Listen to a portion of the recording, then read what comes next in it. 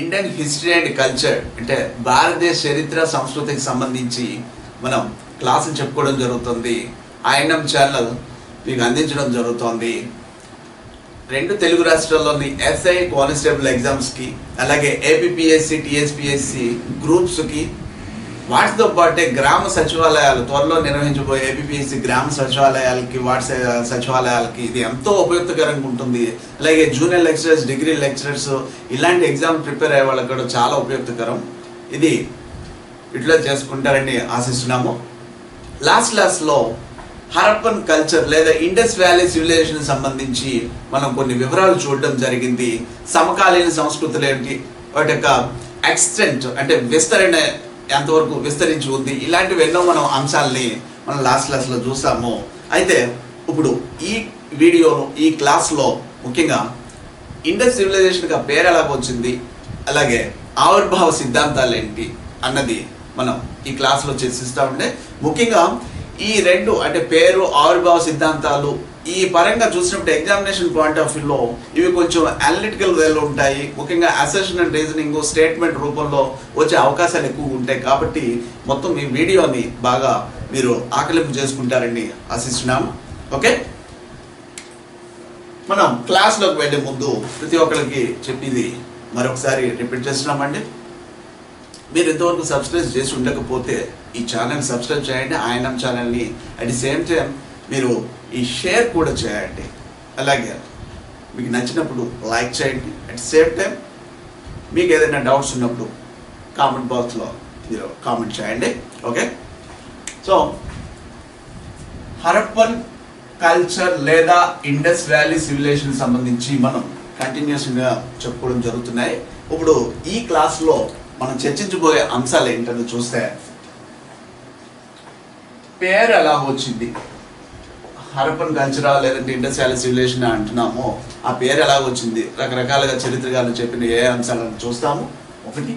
తర్వాత ఆవిర్భావ సిద్ధాంతాలు, ఆవిర్భావ సిద్ధాంతాలు అంటే ఆరిజిన్ థియరీస్ అంటాం వీటిని. ఆరిజిన్ థియరీస్ ఎలా ఉద్భవించింది అనేది, ఇందులో కూడా చరిత్రకారులు, పురావస్తు శాస్త్రవేత్తల్లో పలు రకాల డిబేట్స్ ఉన్నాయి.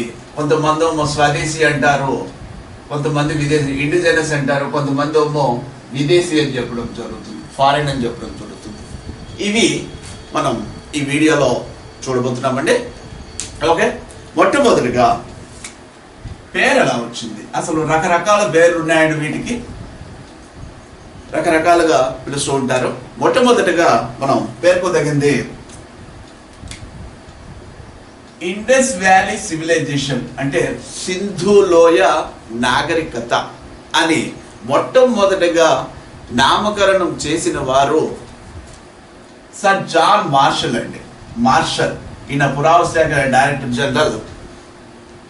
సింధు లోయ నాగరికత అని మొట్టమొదటిగా నామకరణం చేసిన వారు సర్ జాన్ మార్షల్. ఈయన 1922 అంటే ఈ మొహంజోదారో వెలికి తీసిన తర్వాత ఈ నామకరణం చేయడం జరిగిందండి. ఇండస్ వ్యాలీ సివిలైజేషన్ అని వాయువ్య భారత్లో బయలుపడిన ఈ నాగరికత సింధు లోయ నాగరికత అని చెప్పడం జరిగింది ఈయన. మరి దీనికి రీజన్స్ ఏంటి, ఈయన చెప్పిన కారణాలు ఏంటి, లేదా మనం కనుగొన్న కారణాలు ఏంటి ఈయన చెప్పిన దానికంటే జియోగ్రఫికల్గా అంటే భౌగోళికంగా ఈ సింధు నది ప్రాంతం వద్ద రెండు ప్రధాన పట్టణాలు వెలసాయి. హరప్పా, మొహంజోదారో బయలుపడ్డాయండి.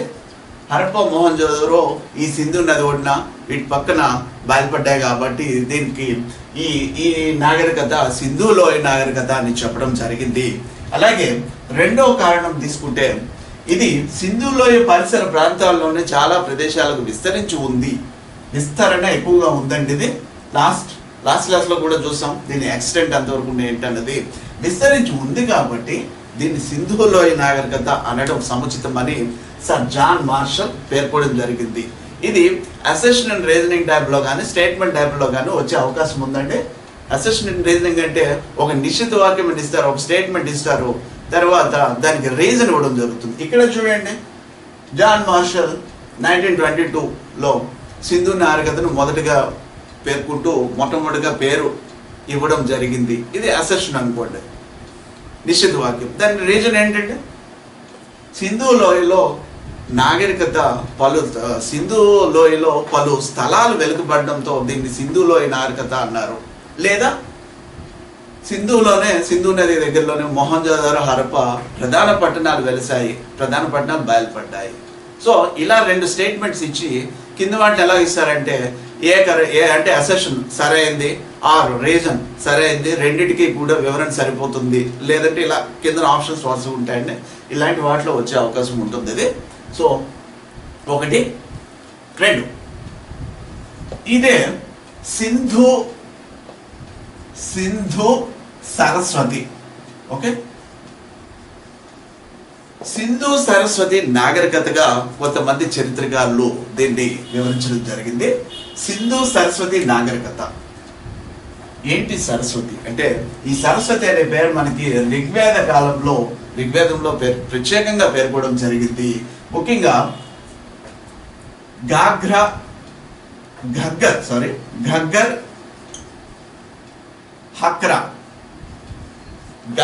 హక్రా ఈ నది తీర ప్రాంతాల్లో, ఈ నదిలో పరిసర ప్రాంతాల్లో ఒకప్పుడు ఇదండి గగ్గర్ హక్రా ఈ నది లోయ ప్రాంతంలో సరస్వతి నదిగా దీన్ని పిలిచేవారని గతంలోనూ. ఈ ప్రాంతంలోనే అనేక సింధు నాగరికతకు సంబంధించిన స్థలాలు ఎక్కువగా బయలుపడడం జరిగింది. అంటే సింధు లోయలో బయలుపడినవి ఉన్నాయి, అలాగే సరస్వతి నది వద్ద బయలుపడినవి కూడా ఉన్నాయి. కాబట్టి దీన్ని సింధు లోయ నాగరికత అని కాకుండా సింధు సరస్వతి నాగరికతగా పిలవడం సముచితమని కొంతమంది పేర్కోవడం జరిగిందండి. అయితే ఈ సరస్వతి నది కంపేర్ టు సింధు చాలా చిన్నదండి. కాబట్టి ఇది సరిగ్గా వర్తింప చేయడం అవసరం లేదనేది ఎక్కువ మంది చరిత్రకారుల ఒపీనియన్. ఇంకా మూడవది తీసుకుంటే హరప్ప తరహా నాగరికత లేదా హరప్పా నాగరికత. హరప్పా తరహా నాగరికత లేదా హరప్పా నాగరికత ఏంటి? హరప్పా తరహా నాగరికత దీన్నే మెచ్యూర్డ్ హరప్పాగా పేర్కోవడం జరిగింది. ఇది ఎప్పుడండి? ఇండిపెండెన్స్ తర్వాత, అంటే 1947 తర్వాత, స్వాతంత్ర్యం వచ్చిన తర్వాత పురావ శాస్త్రవేత్తలు చరిత్రకారులు ఈ విధంగా పిలవడం సముచితమని ఒక సిద్ధాంతాన్ని లేవనెత్తారండి, ఒక వాదాన్ని లేవనెత్తారు. దీని పరంగా మొదటిగా స్థలాలు బయటపడింది ఈ లోయ సంబంధించింది, కానీ ఏదైనా కూడా హరప్పా కాబట్టి దీన్ని హరప్పా నాగరికత లేదా మొట్టమొదటి హరప్పా సంస్కృతిగా పేర్కొనడం జరిగింది. ఏంటి సంస్కృతి? హరప్పా సంస్కృతి అన్నారు. మొట్టమొదటి మనం లెసన్ చెప్పిన మొదట్లోనే హరప్పా సంస్కృతి లేదా ఇండస్ వ్యాలీ సివిలైజేషన్ అంటున్నాం. ఈ మొట్టమొదటి స్థలంలో సాధారణంగా పురావస్తు పరిభాషలు ఏంటంటే ఏ స్థలంలో మొదటిగా బయలుపడ్డాయో వస్తువులు ఆ ప్రదేశం తాలూకా పేరు పెట్టి సంస్కృతి అని పిలవడం అనేది ఆనవాయితీ అండి. కాబట్టి మొట్టమొదటిగా హరప్పాలో బయలుపడింది కాబట్టి హరప్పా సంస్కృతి అని పేర్కొనడం జరిగింది. అయితే ఈ హరప్పా సంస్కృతి అనేది దాదాపుగా కొన్ని వందల మైళ్ళు విస్తరించి ఉండడం వల్ల ఈ సంస్కృతిని ఏమన్నారంటే హరప్పా నాగరికత అన్నారు. ఇదండి. సో సంస్కృతి ఎలా ఏమైందంటే నాగరికతగా విస్తరించడం జరిగింది. అంటే ఇక్కడ మీరు 2 టర్మ్స్కి అర్థాలు తెలుసుకోవాలి. మొట్టమొదట నాగరికత, సంస్కృతి. నగర జీవితానికి ఆలవాలమైన సంస్కృతినే నాగరికత అంటున్నాం. పట్టణాలు వెలయడం ఇవన్నీ కూడా నాగరికత చిహ్నాలు. అయితే సంస్కృతి అనేది సాంప్రదాయాలు, కట్టుబాట్లు, ఆచారాలు ఇవన్నీ ఉంటాయండి. కాబట్టి హరప్పాలో బయలుపడిన వస్తువుల ఆధారంగా, ఈ విస్తరించిన ఆధారంగా ఏంటంటే వస్తువుల ఆధారంగా దాన్ని సంస్కృతి అన్నారు. విస్తరించిన ఆధారంగా దీన్ని హరప్పా నాగరికత, హరప్పా తరహా నాగరికత అని, లేదా మెచ్యూర్డ్ హరప్పా. ఎందుకంటే మెచ్యూర్డ్ అంటే పట్టణాలు వెలిసాయి, ఇవన్నీ వెలుసున్నాయి కాబట్టి ఆధునిక భావాలు వాళ్ళు, ఆధునిక అంటే అప్పటికున్న సమాజానికి తగ్గట్టుగా వాళ్ళు అభివృద్ధి చెందున్నారు కాబట్టి మెచ్యూర్డ్ హరప్పా నాగరికత అని పిలవడం జరిగిందండి. నెక్స్ట్ ఇంకా పోస్హెల్ అని ఆయన ఈయన ఈయన ఏమంటారంటే ఇంకా ఇప్పటికీ కూడా ఇంకా హరప్ప అనే మోనోలిథిక్, అంటే హరప్ప అనే ఒకే నగరాన్ని బేస్ చేసుకునే, లేదంటే ఈ పేరు పెట్టి పిలవడం సముచితం కాదు, ఇది ఒక రీజియన్స్గా వెలగొట్టాలి. దానికే ఈయన పెట్టిన పేరేంటంటే డొమైన్స్ అంటారండి. డొమైన్స్గా పేర్కొనడం జరిగింది. అంటే డొమైన్స్ అంటే ఒక అధికారం కలిగిన చిన్న చిన్న ప్రాంతాలుగా ఉండడాన్ని మనం చెప్తాము. అధికారం కలిగి ఉన్న ప్రాంతాలు ఇలా విభజించడం సముచితమైంది అని హోసెల్ చెప్పడం జరుగుతుంది. డొమైన్స్ కింద అంటే రీజియన్స్ కింద. ఇప్పుడు హరప్ప అనేది ఏంటంటే కేవలం హరప్ప, సింధులో ఆ పరిసర ప్రాంతాలే కాదు కదండి. మనం లాస్ట్ క్లాస్లో కూడా ఎక్స్టెన్షన్లో చూసాం. దాదాపుగా జమ్మూ నుంచి దక్షిణాన ఈ దైమాబాద్ మహారాష్ట్ర వరకు విస్తరించున్నప్పుడు దాన్ని మరి హరప్ప నాగరికత అని ఎందుకంటాము? అలాంటప్పుడు ఏం చేయాలి? ఏ రీజియన్లో బయటపడితే ఆ రీజియన్, ఆ డొమైన్ తాలూకా పేరు పెట్టి పిలవడం సముచితమని హోసెల్ అని ఆయన వ్యక్తీకరించడం జరిగింది. ఇంకా అన్నిటికన్నా ముఖ్యమైనది మూల భారతీయ నాగరికత. మూల భారతీయ నాగరికత అంటే ప్రోటో ఇండియన్ సివిలైజేషన్ అని కొంతమంది చరిత్రకారులు పిలవడం జరిగింది. ఇది చాలా ముఖ్యమండి. ఇవి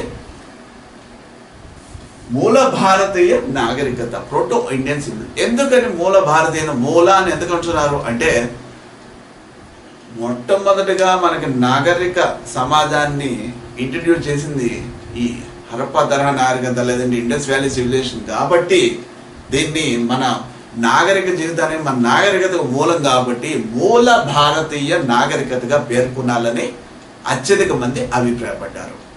అంటే ఒకసారి చూడండి, ఇవి జాన్ భాషలోమో ఇండస్ వ్యాలీ సివిలైజేషన్ అన్నారు, కొంతమంది సింధు సరస్వతి సంస్కృతి లేదా నాగరికత అని పేర్కొన్నారు, కొంతమంది హరప్పా తరహా నాగరికత, హరప్పా నాగరికత లేదా మెచ్యూర్డ్ హరప్పా సివిలైజేషన్గా పేర్కొన్నారు.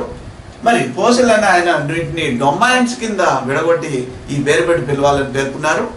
ఇంకా ఐదవది మూల భారతీయ నాగరికత. భారతీయ నాగరికతకే ఇది మూలం కాబట్టి దీన్ని మూల భారతీయ నాగరికత అనాలని కొంతమంది పేర్కొన్నారు. వీటి మీద బిట్స్ ఏ విధంగా అయినా ఫ్రేమ్ అయ్యే అవకాశాలు ఉన్నాయి. అసెషన్ అండ్ రీజనింగ్ స్టేట్మెంట్స్, లేదంటే ఇక్కడ మూల భారతీయ నాగరికత 2 స్టేట్మెంట్లు ఇచ్చేసి క్రింది వాటిలో సరైనది అనేది అడిగే అవకాశాలు ఉంటాయి. ఇవన్నీ కూడా మీరు గమనించాలండి. నెక్స్ట్ ఆరిజిన్ థియరీస్ అంటే ఆవిర్భావ సిద్ధాంతాలు. ఇది ఎలా ఆవిర్భవించింది?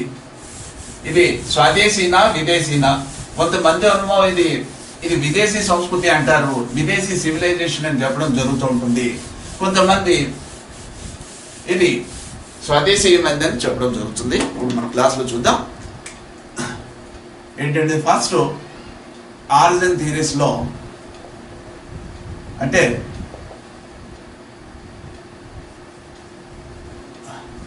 వీటిని ఆవిర్భావ సిద్ధాంతాలు ఏ విధంగా ఆవిర్భించాలో స్వదేశీ, విదేశీ, స్వదేశీ, సో ఫారిన్, ఇండిజినస్ అని పేర్కోవడం జరుగుతుంది కదండి. మొదట మనం విదేశీ భావన ఏంటని చూద్దాం.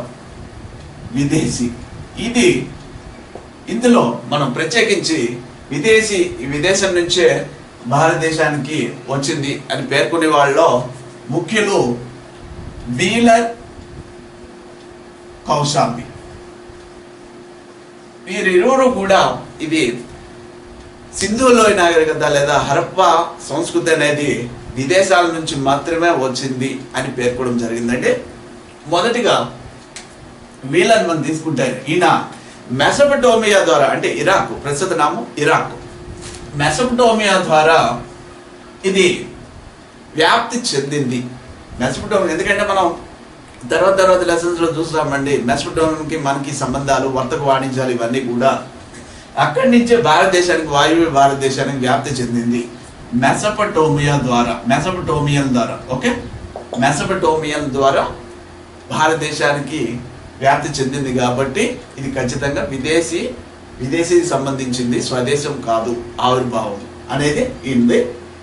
అయితే కౌశాంబి కూడా ఇదే అభిప్రాయాన్ని వ్యక్తం చేస్తూ ఇంకొంచెం డీటెయిల్డ్గా చెప్పడం జరుగుతుంది. ఈయన ఏమంటారంటే ఈజిప్ట్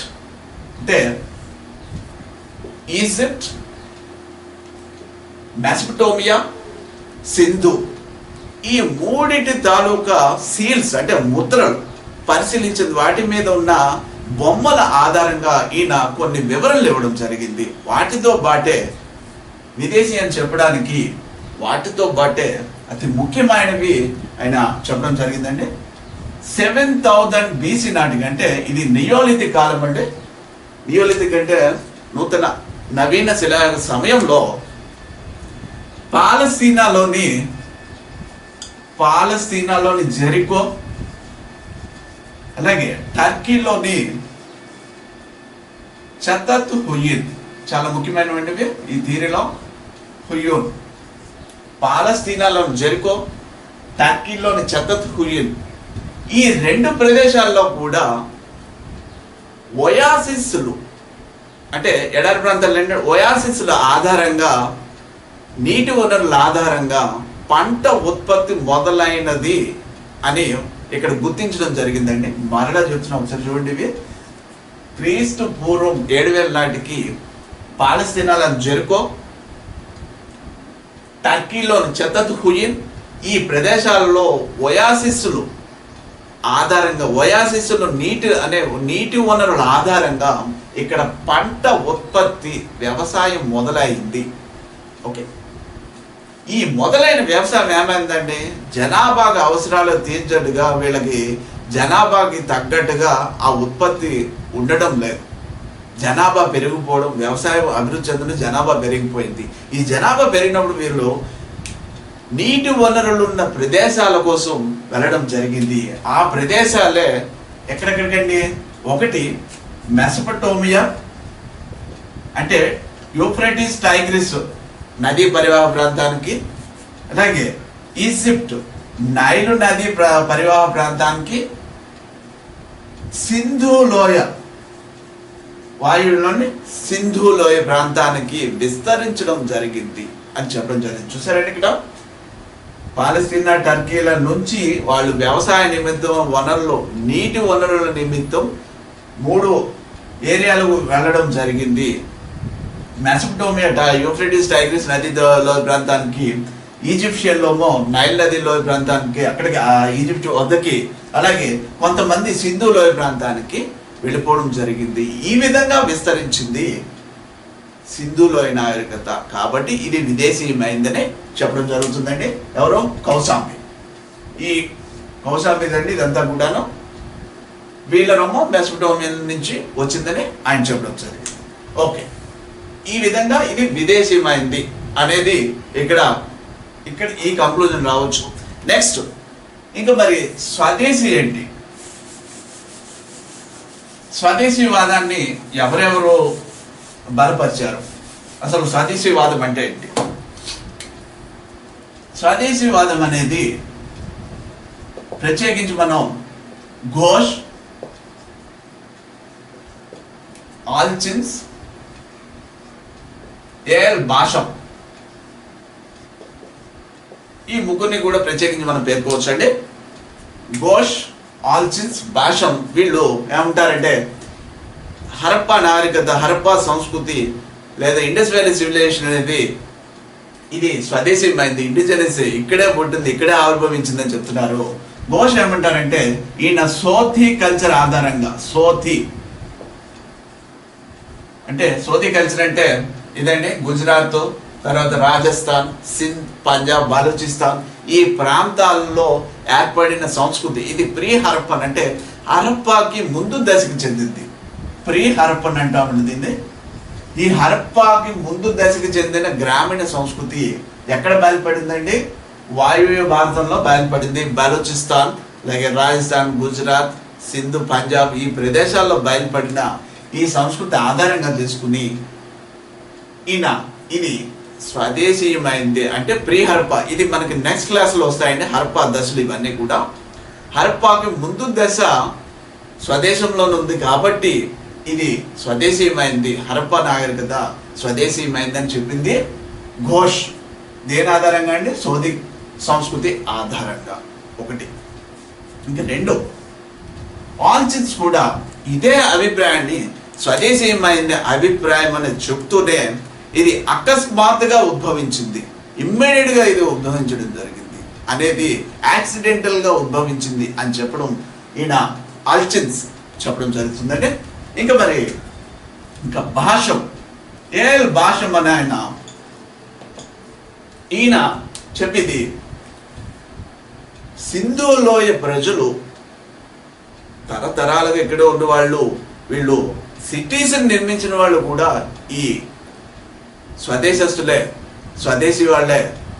దీనికి ఆయన ఇదే కారణం, ఇది చెప్తూనే ఇంకొక కారణాన్ని కూడా చెప్పడం జరుగుతుంది. పట్టణాలు నిర్మించిన వాళ్ళు సింధులోయ ప్రజలు, శతాబ్దాల తరబడి స్థిరపడి ఉన్న ప్రజలే దాన్ని కన్స్ట్రక్ట్ చేశారు.